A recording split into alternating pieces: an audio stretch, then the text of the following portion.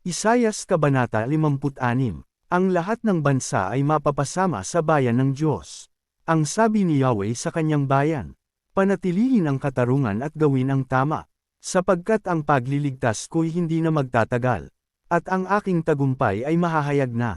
Mapalad ang taong nagsasagawa nito, siya na tumatalima sa tuntuning ito. Iginagalang niya ang araw ng pamamahinga, at lumalayo sa gawang masama. Hindi dapat sabihin ng isang dayuhang nakipagkaisa sa bayan ng Diyos, na siya'y hindi papayagan ni Yahweh na makisama sa pagsamba ng kanyang bayan. Hindi dapat isipin ng mga yunuko na hindi sila karapat-dapat na mapabilang sa bayan ng Diyos, sapagkat hindi sila magkakaanak. Ang sabi ni Yahweh, sa mga yunukong gumagalang sa araw ng pamamahinga, na gumagawa ng mga bagay na nakalulugod sa akin, at tapat na iniingatan ang aking kasunduan.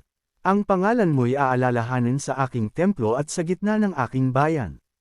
Nang mas matagal kaysa paggunita sa iyo, kung ikaw ay nagkaroon ng mga anak, hindi ka malilimot kahit kailan.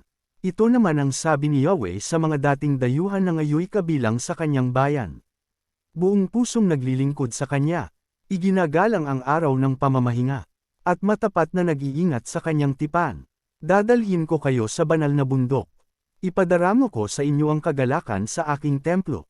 Malulugod ako sa inyong mga handog. At ang aking tahanan ay tatawaging bahay dalanginan ng lahat ng bansa.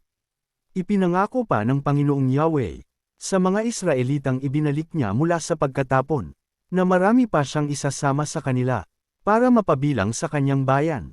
Hinatulan ang mga pinuno ng Israel. Tinawag ni Yahweh ang ibang mga bansa upang salakayin at wasakin ang kanyang bayan. Tulad ng pagsalakay ng mababanggas na hayop mula sa kagubatan. Ang sabi niya, bulag ang mga pinuno na dapat magpaalala sa mga tao. Wala silang nalalaman, para silang mga asong hindi marunong tumahol. Ang alam lang nila'y magyabang at mangarap. Ang ibig ay laging matulog. Para silang asong gutom, walang kabusugan. Sila'y mga pastol na walang pangunawa. Ginagawa nila ang anumang magustuhan. At walang iniisip kundi sariling kapakanan. Ang sabi nila, hali kayo, at kumuha kayo ng alak. Uminom tayo hanggang mayroon. Mag-iinuman muli tayo bukas, ng mas marami kaysa ngayon.